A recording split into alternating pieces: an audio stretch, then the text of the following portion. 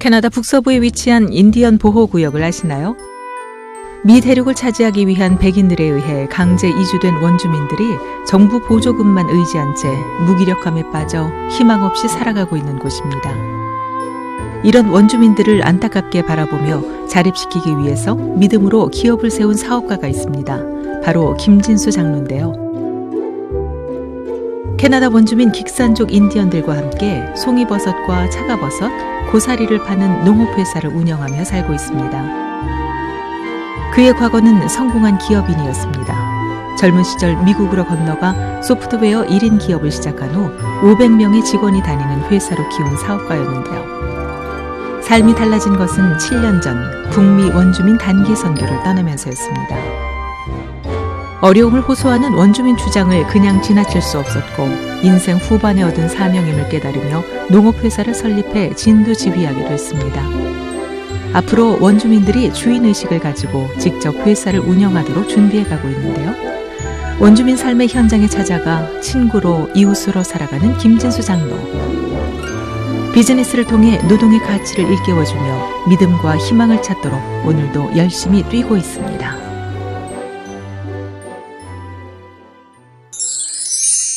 여러분 안녕하십니까? 새롭게 하소서 김학중 목사입니다. 안녕하세요. 김정화입니다.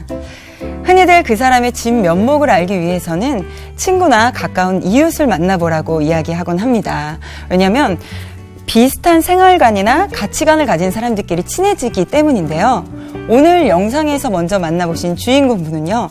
자신과는 조금 다른 분들과 친구와 이웃으로 지내고 계십니다. 네, 이분은 캐나다에 있는 원주민들과 친구가 되신 분인데요. 어떻게 원주민들과 친구가 되셨을까 궁금해지는데 비즈니스 선교를 하고 계신 김진수 장로님 이 자리에 함께 하셨습니다. 장로님 안녕하세요. 안녕하세요. 안녕하세요. 반갑습니다. 아니 뭐 원주민들하고 이렇게 지내면 뭐 이런 거 하고 나오시는 거 아니에요? 아니요. 저 청바지 입고 나왔잖아요. 그렇지. 요즘 원주민들은 또 그렇죠. 저희가 기대한 것과는 다른 네. 되게 점잖으시고 신사 같은 모습으로 오셨어요. 아니요. 가게 들어가면 완전히 이제 노가다 합니다. 아니, 본인 소개를 좀 한번 해주세요. 우리 시청자들에게. 나 이런 사람입니다. 저는요. 제가 지금 캐나다에서 원주민과 같이 비즈니스 하고 있고요. 네. 그 원주민들이 일거리가 거의 없어요. 네. 없다 보니까 일거리 네. 창출을 위해서 누구든지 쉽게 가서 산에서 채취할 수 있는 네. 봄철에는 고사리, 네. 가을철에는 자연산 송이버섯, 네. 그리고 겨울철에는 차가버섯 네. 해가지고 이제 제가 상품화 시켜서 이제 판매하고 있는 회사를 긱섬이라는 회사를 운영하고 있습니다. 긱섬. 긱섬. 무슨 뜻인가요? 긱섬은요, 긱스 머쉬룸의 약자입니다. 근데 긱스라는 뜻은요, 거기에 살고 있는 사람이 긱산족입니다.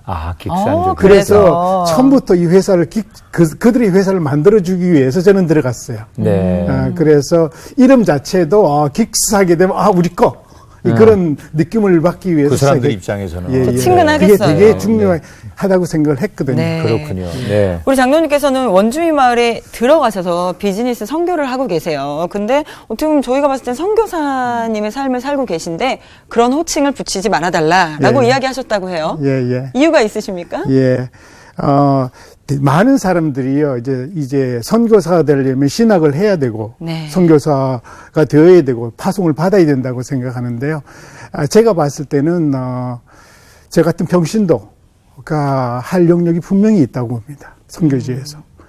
그래서 저는 일반인들에게 꼭 신학 안 해도 된다 하는 것을 보여주고 싶은 것이 첫 번째고요.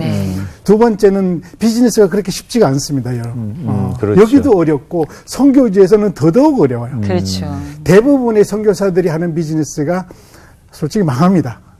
그런 상태에서 저는 비즈니스에 정말로 열심히 비즈니스 하겠다. 제가 선교사는 모자를 쓰는 순간부터 비즈니스는 깨질 수 있는 확률은 엄청나게 많아요. 그래서 비즈니스 하나를 제대로 하는 것 자체가 선교다라는 그런 생각을 가지고 하기 위해서 의도적으로 제가 선교사 모자를 쓰지 않고 있습니다. 그러니까 비즈니스를 하는 건데 자연스럽게 뒤에 열매가 그렇죠. 선교 열매도 있다. 있기를 바라죠. 네. 그런데 꼭 열매가 없다 하더라도, 그리고 일반인들이 봤을 때 성교 열매가 없다 하더라도 저는 할 겁니다. 네. 7년 전에 긱섬이라는 회사를 원주민들과 함께 만드셨어요. 예. 어떻게 그 작은 간판 하나 걸고 사업을 시작하셨을지 그 시작이 궁금해요. 제가 단기 선교 갔다가 네. 추장 기자한테 그 송이 가격이 폭락하는데 막아줄 수 없나 하는 그 질문을 받고 네. 제가 회사 팔고 나서 이제 본격적으로 원주민을 돕기로 시작을 했죠. 그 원래 좀 마음이 그쪽에 있으셨던 건가요? 아닙니다. 그래서 저는 많은 사람들이 저는 선교의 그런 꿈도 가지고 있지 않았던 사람이에요. 그런데 하나님께서 계획하시면 때가 되면 하나님께 부르신다는 것을 저는 절실히 경험하면서 지금은 정말로 같이 살아가는 사람입니다.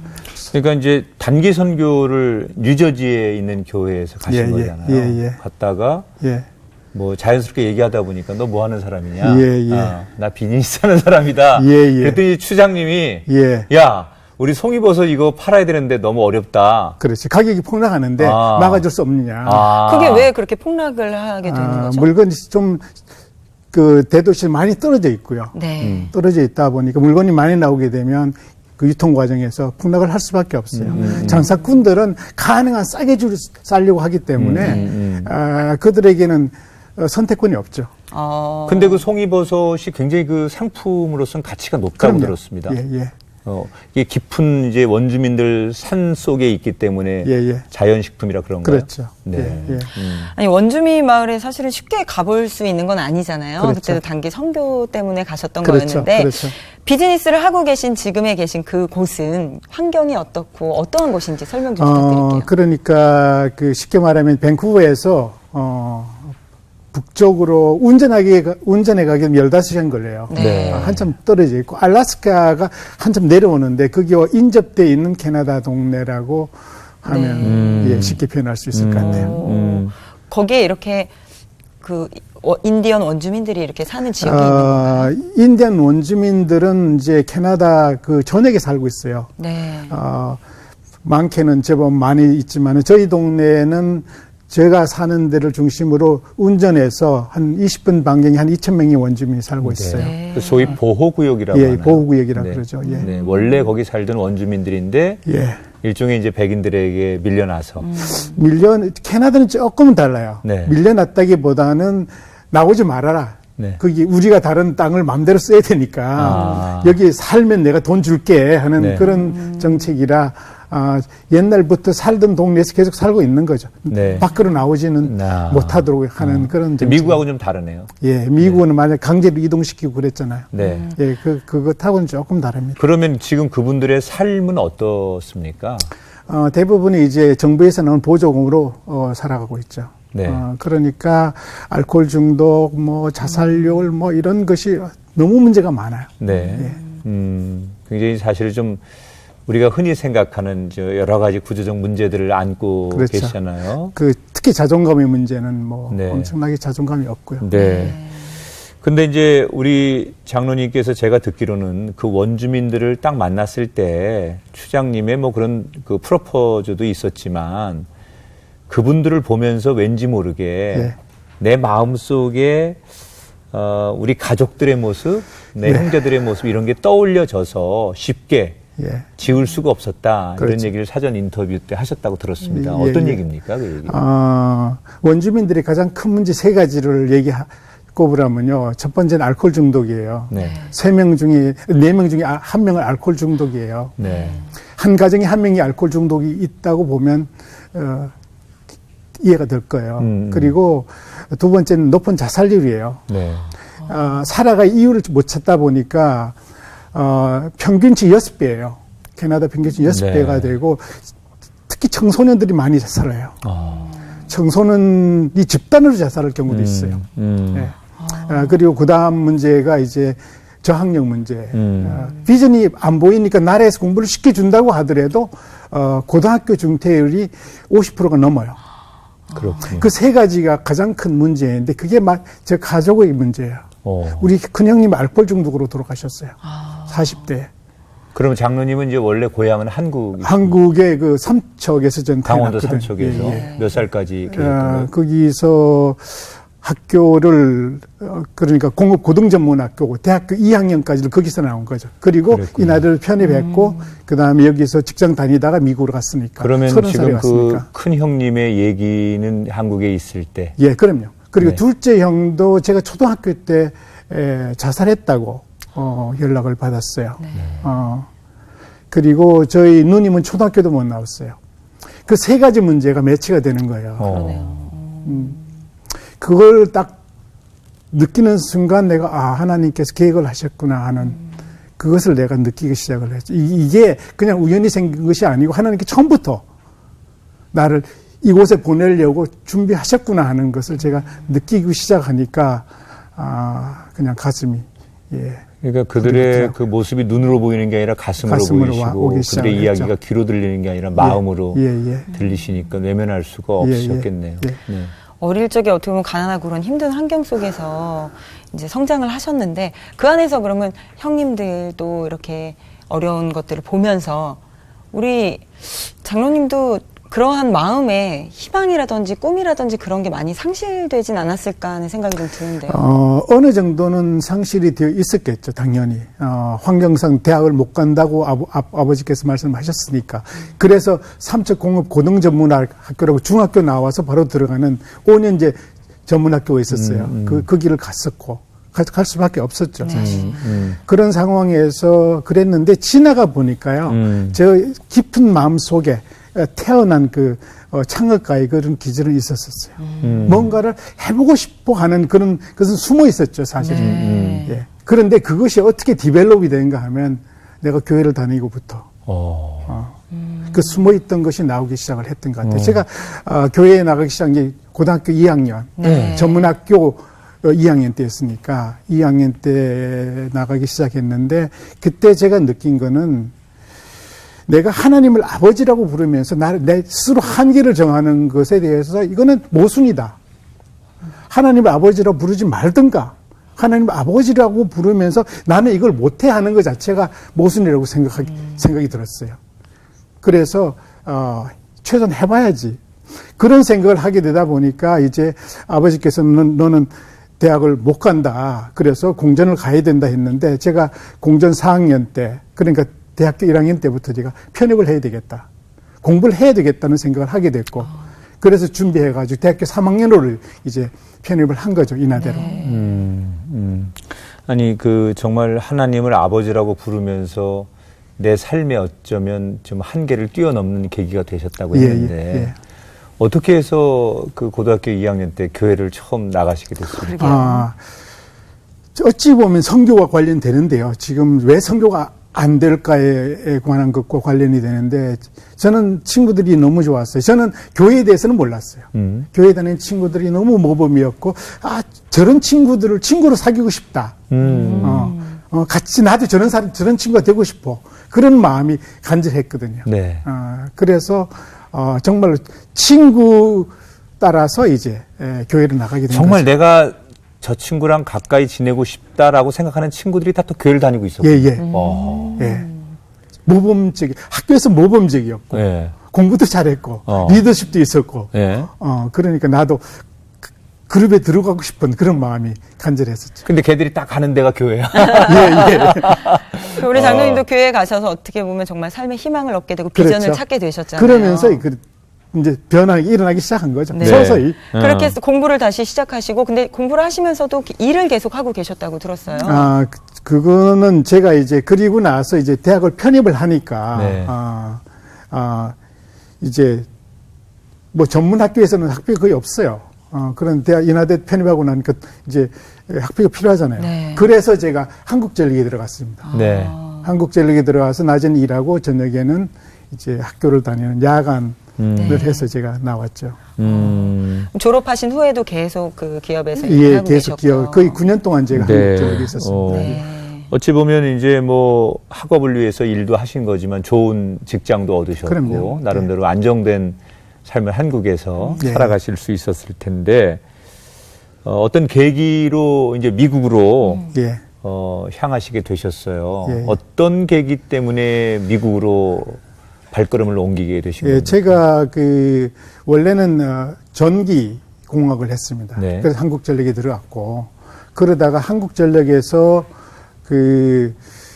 컴퓨터 쪽에 일하는 쪽을 제가 들어갈 기회가 생겼어요. 원래는 전기를 해서 저는 교수가 되고 싶어서 서울대학을 3번 쳤는데 3번 다 떨어졌고 실력이 없어 떨어졌어요. 네. 솔직히 말해서. 네. 그런데 이제 한전에서 컴퓨터 요원을 구한다는 소식을 듣고 제가 응시를 했는데 제가 됐어요. 너무 재밌는 거예요, 그게. 일하는 게. 전기를 전공했는데 컴퓨터를 만지니까 그 재밌었다. 프로그램 자체가요. 저는 컴퓨터 소프트웨어를 했는데. 근데 컴퓨터가 그 당시에 뭐 이렇게 많이 보급되지 안 않을 됐어요. 때지 이제 않습니까? 막 들어오는 시기였던 막 들어오기 거죠. 시작할 때였어요. 네. 근데 너무 좋아가 너무 빠지니까 회사에서 보니까 좀 더 교육을 시키고 싶었던 거죠. 그래서 저는 미국에 있는 회사에 연수를 보낸 거예요. 4개월. 네. 4개월 연수를 갔다가 보면서 이 세상을 또 한꺼풀을 봤죠. 다른 세상을 보고 나니까 내 공부를 해야 되겠다. 그런 생각을 하게 돼서 이제 유학을 해야 되겠구나 해서 제가 유학 준비를 시작한 거죠. 그래서 미국 유학을 간 거예요. 30살이 돼서. 그러니까 네. 좀 늦게 간 거죠, 사실은. 그 일하시면서 2년간 준비를 하시고 예. 그리고 예. 미국으로 떠나셨어요. 예. 낯선 타국에서 사실 가족들과 그때 이미 결혼을 예, 했고. 하셨었고 예. 가족들과 함께 이렇게 유학을 한다는 게 사실은 쉬운 게 아닌데 예. 또 학비도 필요하고 유학을 하려면 예. 생계는 어떻게 좀 꾸려나가셨어요? 제 장모님이 미국에 살고 계셨어요. 네. 그래서 저는 기숙사에 들어가 살고 아내는 자기 엄마랑 같이 그냥 살면서 이제 생선가게에 가서 하루 종일 12시간씩 일하고 네. 그러다 보니까 힘드니까 제가 원래는 교수가 되고 싶어서 PhD를 하고 싶었어요. 박사과정을 하고 싶었는데 한 1년 지나니까 이렇게 못 살겠다고 그래서 제가 박사를 포기하고 예. 그러다 보니까 학교는 빨리 마쳐야 되겠더라고요. 그래서 보통 2년 걸리는 석사과정 1년 반 만에 마치고 네. 그리고 직장을 잡았죠. 미국 내에서. 예. 네. 사실은 이제 계속 도전을 하신 거예요. 그렇죠. 가정 형편이 어려워서 상급 학교에 지나갈 수 없는데 거기서 도전하시고 또 대학도 도전하시고 그리고 친구들이 너무 행복해 보이니까 그 친구들 따라서 교회 간 것도 도전이었고. 그렇죠. 회사에 가서 새로운 또 컴퓨터라는 것을 예. 만나서 도전하시고 예. 미국도 가시고 또 공부도 하시고 미국에서 직장을 잡으셨어요. 예. 그럼 이제 직장 생활 잘 하시면 될 텐데 사실 동양인이 미국에서 창업을 한다는 게 네. 쉽지가 않거든요. 예, 근데 장로님이 이제 직접 창업을 하셔서 그런 표현이 좀 적절할지 모르지만 하여튼간 성공을 하셨어요. 창업에. 예. 어떻게 그 창업하실 생각을 했을까? 제가 만약 비즈니스에 대해서 제대로 알았다면 창업 안 했을 거예요. 그게 정답이다. 예. 전 몰랐거든요. 네. 비즈니스 전공도 하지 않았고. 그래서 회사를 차리고 나서 저는 사장이라는 타이틀, 프레지던트는 타이틀이 제가 거북했어요. 그래서 제가 처음에 썼던 타이틀은 부사장이었어요. 연구개발 부사장. 혼자 있는 회사에 사장이라고 하는 것이 거북해서 그러니까 어떤 큰 꿈을 가지고 저는 시작하지는 않았어요. 단지 뭔가를 해봐야 되겠다. 뭔가 새로운 것을 해봐야 되겠다는 그런 것 때문에 시작했고 그러니까 모르고 시작한 거죠. 저는. 네네. 모르고 시작하는 것이 맞는 것 같아요. 그런데 그 전에서 그 회사에 들어가가지고 한 5년간 정말 열심히 했거든요. 네. 왜냐하면 내가 좋아했었고. 어떤 회사였습니까? 컴퓨터 소프트웨어 회사였어요. 네, 예, 네. 예. 그래서 거의 뭐 하루에 15시간이면 주에 100시간 일하다시피 한 거예요. 네. 예. 지금 하라 해도 못하지만은 내가 좋아하고 그리고 벌써 나이도 어느 정도 들었기 때문에 안 되겠더라고요. 네. 그래서 하고 나니까 이제 갑자기 평균치보다 적은 이제 봉급으로 시작을 했는데 25,000불을 시작했는데 4년 만에 8만 불까지 이야. 올라가고 네. 그리고 R&D 디렉터가 되고 그런 상태에서 어느 정도 자신감이 있었죠. 이제는 이 기술에 대해서 내가 자신감이 있다 하는 상태에서 비즈니스를 몰랐기 때문에 모르고 이제 비즈니스를 시작한 거죠, 사실. 그 비즈니스를 그냥 회사 다니다가 창업해야 되겠다고 생각하시고 하신 거예요? 주위에서 어떤 사람이 계속 이렇게 한번 너가 가지고 있는 게 독특한데 한번 해보면 어떻겠냐 하고 하니까 시작은 했어요. 그런데 비즈니스를 몰랐죠, 전혀. 네. 어떠한 비즈니스였나요? 컴퓨터 소프트웨어 제약 회사들에게 이제 솔루션을 제공하는 네. 예, 컴퓨터 소프트웨어 회사였어요. 네. 네. 그렇게 해서 어떻게 보면 혼자 시작하셨는데 예. 직원들이 많이 늘어났다고 들었어요. 예. 몇 명까지 직원이 있었나요? 회사 팔 때는 한 500명까지 성장을 했죠. 네. 몇 년 만에요? 18년 동안 했고요. 그랬군요. 그래 처음에 시작해서 한 5년간은 조금씩 한 10명, 5년 지나니까 10명 되더라고요. 네. 그게 정상 코스죠, 사실은. 네. 그런데 10명에서 100명 되는데 2년밖에 안 걸렸어요. 아니 미국에서 사실 성공한 사업가가 그것도 정말 말씀하셨듯이 동양인이 하는 게 참 쉽지 않은데 그렇게 성공을 하셨어요. 형통한 날만 있을 것 같은데 사실은 그렇지 않은 날도 있잖아요. 네. 네, 어떠한 어려움들이 좀 있으셨나요? 저희 삶에서는 그 막힘이 저한테는 너무나 큰 가르침을 줬어요. 만약에 그런 막힘이 없고 계속 성장했다면 지금의 나는 존재하지 않았을 거예요. 그러니까 10명에서 100명 딱 되고 나니까요. 저는 교만한 사람들이 마음을 이해해요. 그럴 수밖에 없어요. 왜 그런가 하면 저것을 내가 했다고 하는 순간 우리는 교만해질 수밖에 없는 존재예요. 10명에서 100명이 딱 되니까 2년 만에 되니까요. 제 아내가 그러더군요. 당시 목이 힘들어갔다고. 아내는 저한테 지금도 그렇지만 즉석을 얘기하는 스타일이라. 네. 그런데 그리고 나서 2000년이 되면서 갑자기 거품이 꺼지면서 회사가 어려워졌어요. 네. 저한테는 그 어려움은 너무나도 큰 교훈이었고 그러면서 고민하자니 왜 이런 어려움이 생겼을까.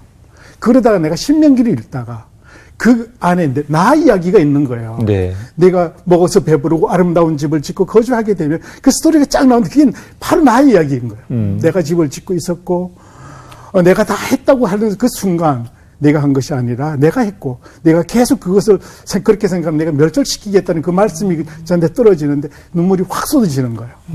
그러면서 하나님께서 하셨구나. 그때부터 이제 내가 궤도를 조금씩 찾아가기 시작한 거죠, 사실. 그리고 나서 이제 조금 안정기간이 지나서 다시 성장하다가 또 좀 어려움이 있고 저한테는 한 4, 5년 단위 주기로 어려움이 있었던데 네. 그게 저한테는 너무나 귀한 그런 시간이었던 것 같아요. 네. 어느 날 그런 이제 깨달음이 오니까 그렇죠. 네, 조금 이제 내려놓게 되고 열심히는 하지만 언젠가 또 어려워지면 이게 내 거 아니니까 이런 뭐 자유로움 속에서 이제 그렇게 되신 건데 그렇게 잘 운영하시던 회사를 지금은 경영하시지 않고 매각을 하셨다고 들었어요. 18년 만에. 왜 회사를 매각하신 겁니까?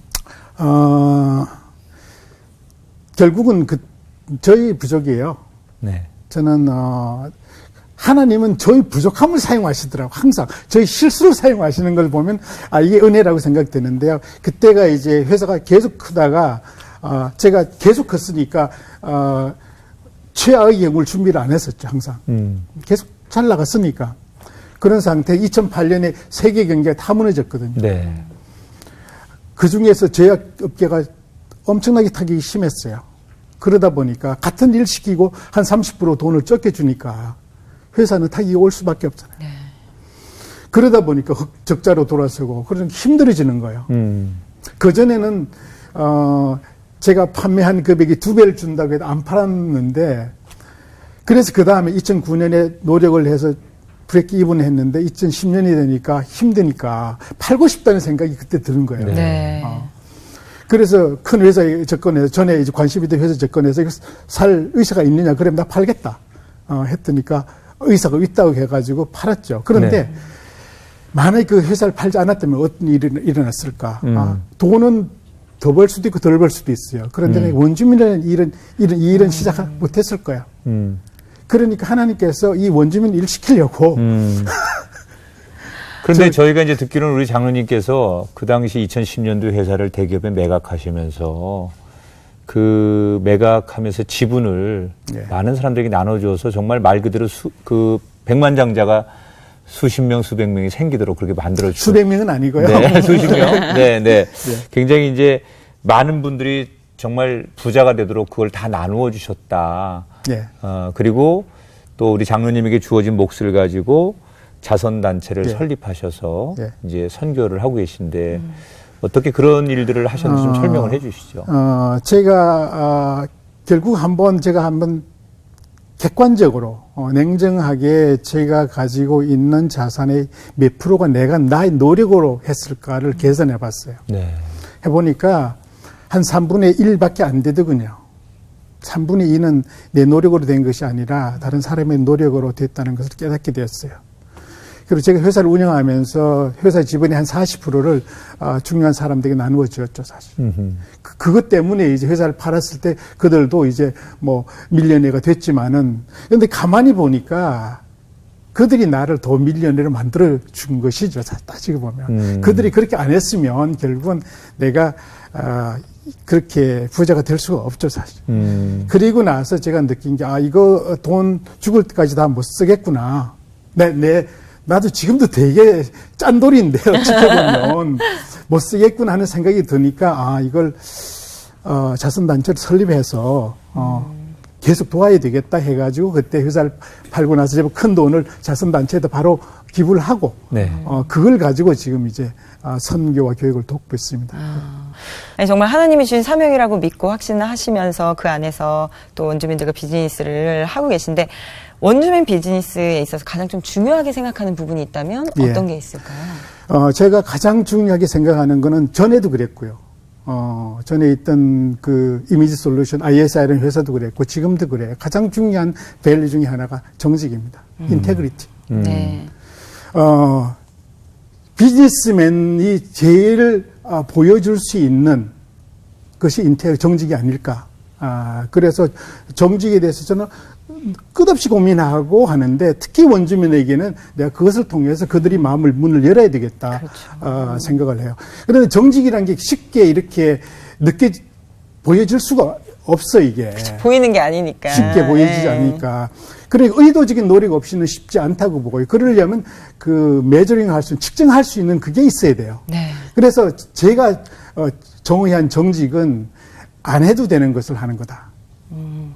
어떤 거죠? 상대방의 입장에서 안 해도 되는 것을 하는 거라고 이제 정의를 하면요. 네. 구체적으로 할 수 있는 그 행동 아이템이 나와요. 예를 들면요. 제가 이제 원주민 동네에 들어가서 이제 차가버스를 타요. 제가 혼자 사거든요. 다른 사람이 안 사다 보니 가격을 얼마든지 제가 조정할 수가 있어요. 네. 그래서 제가 가격을 처음에는 몰랐으니까 그래서 결국은 이제 파운드 6불로 정했어요. 네. 그런데 내가 실제로 가서 일을 해보니까 힘들더라고요. 눈 속에 들어가서 따는 게 힘들고 그리고 이제 불확실한 것이 없어지다 보니까 9불을 줄 수가 있다는 결론이 나왔어요. 그 6불에서 9불을 올렸죠, 제가. 네. 안 올려도 되는 거예요. 네. 충분히 비즈니스 그렇죠. 되는데 불평도 아무도 안 했어요. 네. 그런데 사는 중간에 올렸거든요. 네. 그러면 올렸던 얘기는 올리기 전 사람도 돈을 줄 수 있다는 이야기잖아요. 그래서 다시 계산해가지고 올리기 전에 있던 사람들을 다 모아가지고 다시 계산해가지고 올린 만큼 다시 주는 네. 거예요, 추가로. 네. 결국은 하지 않아도 되는 것을 통해서 그들이 이 사람은 뭔가 다르구나.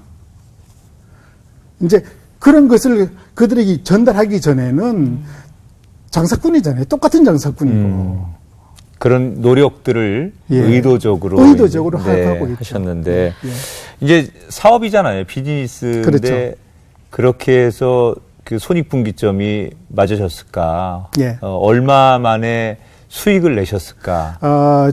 초기 단계는 제가 아무래도 손실을 받지 몰랐으니까 저는 IT 비즈니스를 하다가 이 농업 쪽을 했으니까 네. 처음에 실수 많이 했죠. 네. 그런데 4년 지나가 손익분기점 지났고요. 네. 그러니까 전문가가 해야 됩니다, 이거. 지금은 이제 수익을 완전히 내신 거예요. 그럼요. 네. 아직까지 그동안 투자된 건 다 회수는 물론 못했지만은 네. 이제는 더 이상 내 돈이 들어가지는 않아죠. 네. 수익이 내기 시작을 했고 플러스 나기 시작했고 연말이 되게 되면 이제 원주민 2명이 이제 주주인데 그들에게 배당금도 줄 수가 있고 네. 배당금을 주는 순간 원주민도 이게 내 회사구나 하는 그런 느낌도 받을 수 있게 네. 됐죠, 사실은. 예. 이제는 뭐 누구나 만족하는 사업체가 되었네요. 어느 정도 네, 됐어요. 네. 아까 말씀한 이제 그런 내용들이 이제 에피소드시군요. 예. 그러니까 내가 안 줘도 되는데 중간에 가격을 올려준다든지 또 원주민들과의 관계 개선을 위해서. 그런데 사실은 그 다른 에피소드가 또 있어요. 뭐예요? 예를 네. 들면 제가 처음에 하나님 부르셨으면 뭔가 딱 잘 열리게 해줘야 되는 거 아닙니까? 네. 제가 이제 송이 수출을 처음 했어요. 세회사를 차려놓고 했는데 하자마자 제가 무역에 대한 걸 아무것도 몰랐거든요. 네. 처음에 보낸 송이가 통관에 걸려가지고 한 10일 지나니까 썩어서 폐기 처분한다는 통보를 받았어요. 네. 그때서야 비로소 이거 통관을 해야 되나 보다. 제가 만약에 비즈니스를 제대로 알았다면 시작 안 했을 거예요. 왜 이렇게 골치 아픈 걸 내가 왜 해? 했을 거예요. 그래서 그제서야 이제 수속을 거쳐가지고 두 번째 보냈어요. 두 번째 보내고 나서 이번에 금요일 날 도착했는데 주말에 배달 안 되고 월요일 날 배달된 한 반 썩었거든요. 그러면 송이설 끝나버렸어요. 이거는 불러놓고는 완전히 하나님께 저를 완전히 팽개치 버리시는데, 그런데 가만히 있을 수 없었던 이유는 내가 원주민 돕는다고 또 벌리고 다녔으니까. 그래서 그 다음에 고사리 시작했고요. 고사리 때문에 이제 건조시설을 갖췄고요. 건조시설 때문에 다른 일이 계속 벌어졌어요. 그러니까 지금까지 오면서도 몇 번의 이제 막힘이 있었죠, 사실은. 그러네요. 그럼 지금 그 송이버섯이나 또 고사리나 농산물들이 주로 수출되는 곳은 어디입니까? 미국하고 캐나다고요, 주로. 그렇군요. 현재는. 네. 이제 한국으로도 얼마 전에 들어왔어요. 제가 지금 그 얘기를 여쭙고 싶어서 한국에서도 지금 그러게요. 그걸 만날 수 있나 하고 예, 궁금해서. 한국에 지금 차가버섯은 아무래도 조금 이제 수출해야 되겠다 해서 네. 지금은 수입해가지고 지금 판매를 기다리고 있는 중입니다. 예. 기대가 네. 됩니다. 네. 아니 근데 우리 장로님께서 그냥 단순한 비즈니스만 하는 것이 아니라 원주민들과 함께 또 정말 말씀하셨지만 직접 뭐 버섯도 따셨다고 하셨는데 고된 일을 또 함께 하신다고 들었어요. 예, 예. 주로 어떤 일들을 좀 많이 하시나요? 막노동을 합니다.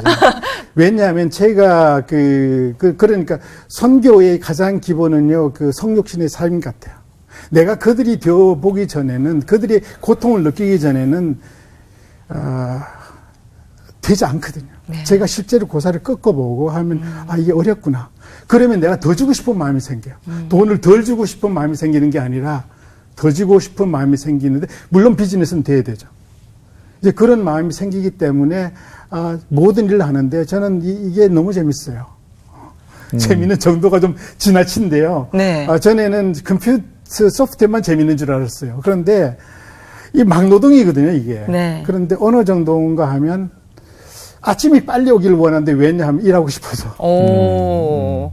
중독이 걸리셨군요. 그러네요. 중독도 이제 아주 큰 중독입니다. 노동의 중독? 그러네요. 너무 재밌어요, 저는. 네, 너무 그걸 이제야 깨달으셨어요. 젊을 때 깨달았으면 또 인생이 달라졌을 텐데. 그런데 지금 보니까 그게 왜 그런가 하면 하나님께서 나를 창조하신 목적을 깨닫고 나니까. 그러니까 전에는 목표가 있었잖아요. 네. 이제 목적이 있는 거예요, 이제. 네. 왜 내가 살아가는지. 그 목적을 깨닫고 나니까 그 강도는 훨씬 더 강하게, 그 일하는 그 즐거움은 훨씬 강도가 높게 저한테 다가오기 시작하더라고요. 예. 이제 보통 이제 비즈니스 선교를 한다고 하면 많은 분들의 인식 속에는 원주민들을 전도해야 된다라는 예. 그 강박관념들이 좀 있습니다. 그렇죠. 우리 장로님께서는 이 문제를 예. 어떻게 풀어가시는지 좀 듣고 싶습니다. 사람들은 묻죠. 몇 명 전도했느냐고. 네. 제가 깨달은 거는요, 처음에도 저도 노력을 했어요. 그러다가 갑자기 깨달은 거, 결과가 안 나타나니까 깨달은 거는 내가 돌짝밭 위에다 지금 돌짝밭인데 싹도 나지 않았는데 내가 열매를 기다리고 있구나 하는 것을 깨닫게 됐어요. 그래서 내가 해야 할 일은 그 돌제하는 작업이다. 그러니까 저는 씨도 뿌리지 않았어요, 아직까지. 그러니까 씨도 뿌리지 않았으니까 나보고 몇 명의 결실을 열매가 뭐냐고 묻지 않은 것이, 왜냐하면 원주민들은 다른 민족하고 달라요. 혹시 오전도 종족이라고 들어보셨습니까? 오전도 종족. 미전도 종족은 많이 들어봤잖아요. 네. 오전도 종족은 복음이 잘못 전파된 지역을 오전도 종족이라고 하더라고요, 어떤 네. 분이. 근데 미국, 캐나다 원주민들이 오전도 종족에 속해요. 그들은 크리스천하게 되면 나쁜 사람으로 통해요. 너네 우리 문화 말살했고, 우리 자녀들 5살이 됐을 때 강제로 격리시켜가지고 보링 스쿨에 보내가지고 우리 문화 다 말살한 나쁜 사람. 그런 사람이 인식되기 때문에 그런 사람들에게 복음을 전파하기 위해서 해야 할 것 첫 번째 단계는 크리스천 중에서 좋은 사람이 있어. 선입관이 크리스천 나쁘다고 선입감을 가지고 있는 데서는 첫 번째 단계 해야 할 일은 그 선입감을 없애주는 것. 저는 그것이 가장 중요하다고 생각을 해요. 그러다 보니까 저는 그래요. 정말로 이 선교가 하나도 이루어지지 않아도 저는 원주민이 이해할 거예요. 그리고 저는 궁극적으로 이게 선교가 된다고 믿고 있고요. 그 자신 없으면 들어가지도 않았죠. 네. 그렇죠. 아니, 많은 선교사님들께서 선교제에 가셔서 비즈니스를 또 함께 하시잖아요. 예. 근데 어려움들이 참 많다고 저희도 예. 이야기를 많이 듣습니다. 예. 근데 우리 장로님께서는 비즈니스를 전문적으로 해오신 분으로서 과연 그 어려움의 이유는 무엇일까라고 예. 생각해 보신 적 네, 있으신가요? 당연하죠. 첫 번째 일은 집중을 못했어요. 비즈니스하고 선교는 캐릭터가 너무 다릅니다, 이게. 하나 선택하기 전엔 절대로 두 개를 성공할 수 없는, 통계에 의하면 다 실패한, 두 가지 하려고 다 실패한. 그래서 제가 이번 여름에 필리핀에서 선교사들이 모여 있는 비즈니스 교육을 가서 제가 질문한 게 있어요. 여러분 중에서 비즈니스 선교 중에 하나를 선택해야 된다면 비즈니스 선택할 수 있습니까? 선교 포기할 수 있습니까? 를 제가 질문을 했어요. 그거 선교 포기하지 못하면 시작하지 마세요 그랬어요, 제가. 왜냐하면 어차피 망할 거니까. 이미 데이터가 나와 있으니까. 그렇다는 이야기는요, 패러다임 시프트 없이, 사고의 전환 없이는 그렇게 할 수가 없거든요. 그러니까 비즈니스 자체가 선교라는 그런 그 확신 없이는 그것을 할 수가 없어요. 그러니까 그런 확신이 필요하고, 두 번째는 실패해도 배움이 없기 때문에 저는 계속 문제가 생긴다고 봐요. 실패했을 땐 배움이 있어야 되는데 배움이 없는 거거든요. 배움이 없는 이유는요, 아프지 않기 때문이에요. 실패해도 아프지 않기 때문이에요. 그 아프지 않은 이유는 내 돈이 들어가지 않았기 때문이에요. 내 돈 들어가면요, 실패하게 되면 아프고요. 아프면 금방 배우고요. 방안이 나오게 돼 있거든요. 많은 선교사들이 후원금으로 하다 보니 내 돈이 안 들어가다 보니까 그건 그럴 수밖에 없어요. 저도 왜 빨리 브레이크 이븐 넘은가 하면 제 돈, 개인 돈 들어갔으니까. 저도 한 5억 들어갔거든요, 지금. 그게 들어가니까 내 돈이니까 아파요. 내가 선한 의도로 가격을 주고 뭐 하지만 그럼에도 불구하고 실패하면 아프거든요. 저는 그 두 가지가 내가 봤을 때는 가장 큰 선교사들이 비즈니스를 실패한 이유 중에 가장 큰 두 가지 문제라고 생각합니다. 네. 장로님 지금 열심히 또 원주민들과 함께 비즈니스 하고 계신데 앞으로의 열매가 사실 더 기대가 되거든요. 앞으로의 계획과 기도 제목 있다면 말씀해 주세요. 저희 함께 기도하겠습니다. 저는 원주민밖에 기도 제목 없어요. 나를 위한 것도 하나님께 넘치게 주셨고 가족도 넘치게 주셨고 그래서 저는 모든 게 원주민을 위한 건데 원주민들 특히 이제 제가 올해 이제 송이버섯이 이 세상이 막히면서 제가 막히면 내가 아까도 그랬잖아요. 새로운 시작이 될 수 있다고. 네. 그래서 생각하는 것이 목재 비즈니스를 해야 되겠구나. 목재비. 예, 목재 비즈니스는 원주민이 이게 우리 동네에 목재가 너무 많은데 경험도 없고 자본도 없어가지고 원주민이 못하는데 그쪽을 내가 해야 되겠구나 하는 생각을 하게 되면서 앞으로는 그쪽 비즈니스를 내가 좀 집중을 해야 될 것 같아요. 그래서 그래 스케일이 나와야지 원주민이 임팩트를 줄 수 있거든요. 버섯 비즈니스 해가지고는요, 1년에 10억 하기 쉽지가 않아요. 그런데 목재하게 되면 10억이 시작점 같은 생각이 들어요. 물론 챌린지도 많겠지만은, 그리고 그것이 가장 큰 원주민을 위해서 살 길이기 때문에, 정말로 내가 새로 계획하고 있는 이 원주민을 위한 것이 더 커야 되고, 그 다음 기도 제목은 저는 선교사가 필요합니다. 저는 분명히 말했지만 저는 비즈니스 할 거예요. 그래서 같이 동력할, 젊은 선교사가 같이 와서 같이 이제는 이것을 마무리 지어야 되는, 그런 선교사를 보내주기를 저는 간절히 바라고 있습니다. 예. 현재 그 원주민 마을에서 이렇게 그들과 함께 살아가면서 비즈니스 하는 거는 장로님께서 처음이신 건가요? 그렇죠. 저도 처음에는 뭐 선교를 하려고 들어간 것도 아니었고, 원주민 수장이 불러서 도와주려고 들어가셨는데, 예, 그런데 이런 걸 하다 보니까 이것이 앞으로 선교적인 방향이 아니겠나 하는 생각을 하게 되고요. 어떻게 어프로치를 해야 될지를 지금 고민하고 있는 중이죠, 네. 사실. 그래서 뭐 다른 분들도 있습니다. 비즈니스 하는 분들이 있는데 제법 성공한 분들도 많고요. 네. 그것이 좀 더 활성화돼서 네. 예, 선교 문이 좀 더 열렸으면 하는 네. 예, 기대입니다. 참 지금까지도 열심히 살아오셨는데 인생의 후반전을 참 멋지게 뛰고 계십니다. 네. 건강하게 그 맡겨주신 사명 잘 감당할 수 있도록 저희도 열심히 기도하겠습니다. 네. 한 알의 밀알이 땅에 떨어져야만 열매를 어느 순간에 맺는 것처럼 장로님의 그 헌신과 땀이 머지않아서 네. 원주민 가운데 네. 내가 그때 한 동양인의 그 작은 사랑과 네. 헌신과 또 기도 때문에 나는 하나님의 사람이 되었고 또 우리 동족을 사랑할 수 있고 더 많은 사람을 사랑할 수 있게 네. 되었노라고 그렇게 고백할 수 있는 사람이 그 땅에서 나오게 되기를 네. 네. 저희가 기도하겠습니다. 네. 장로님 그 헌신을 축복하면서 귀한 걸음 건강하게 걸어가도록 기도하겠습니다. 네, 함께해 주셔서 고맙습니다. 감사합니다. 고맙습니다.